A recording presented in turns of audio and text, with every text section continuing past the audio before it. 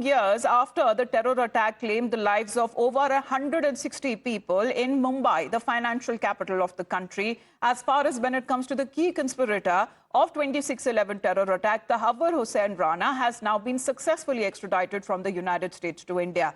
The 26/11 plotter, accompanied by a team of NSG and NI officials, landed at Delhi's Palam Airport last evening and was formally placed under arrest by the anti-terror agency. The arrest that has also been made on charges of criminal conspiracy to wage war against the nation, murder, cheating and forgery of documents. After getting 18-day custody, the NI has confirmed the successful extradition in an official statement, saying that it came after years of sustained and concerted efforts. Now at the Palam Airport, Rana was taken to the Patiala House Court amid tight security, where he was produced before the special NIA judge, and citing when it comes to why NIA needs the maximum custody, he was granted 18-day custody. As far as now today being the first day of the custody, we'll get you exactly what is the inside scoop on the line of questioning that will be taken up when it comes to those individuals from the NIA, limited individuals, the officials who has access to that special cell in the NIA headquarters where Tahabur Rana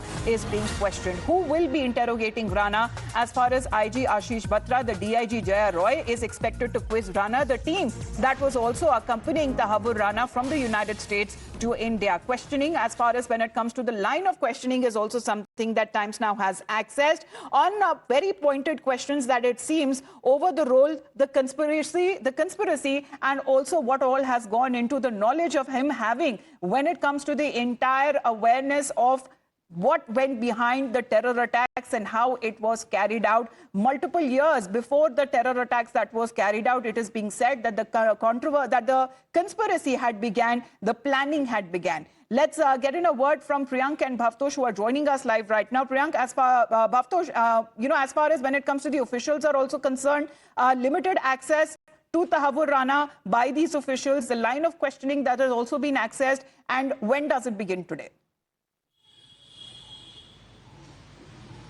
Well, it all will start from 10 a.m. onwards, because remember, he is 65-year-old. He had already told the Supreme Court that he suffers from several medical ailments.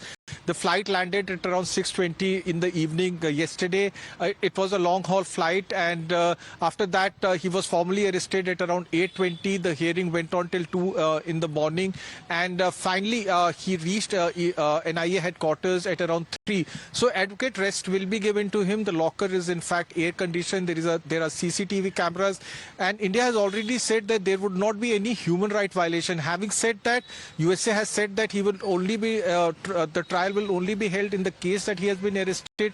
The provisions of the charges under which he has been booked carries provisions of death sentence, but NIA has said that his human rights violation would not take place. So the trial so the questioning in the case will start after he gets adequate rest. That could be possibly be at around 10 in the morning. That means less than 30 minutes from now, and that questioning will be carried out by 2 SP rank officers and one by DSP, but overall supervision would be by the IG as well as by the DIG. As far as when it comes to the questioning is also concerned, that would be starting shortly as far as the extradition that has now been completed. Thank you, Bhavtosh, for that. But when we talk about the victims, the survivors of the 26/11 attack, they are now saying that they are happy as far as when it comes to being a step closer to justice. But they have been saying that this has been a long-drawn legal battle.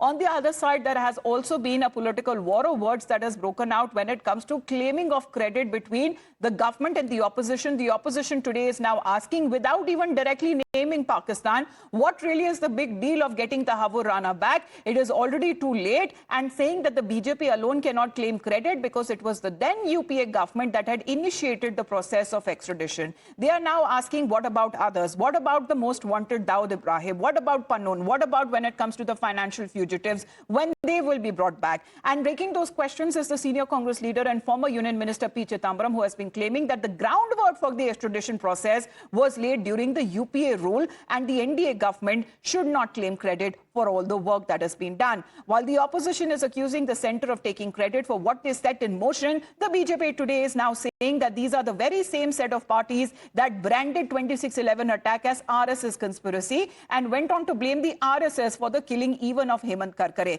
Let's listen in to the war of words. Abu Salem सबसे बड़ा खतरनाक don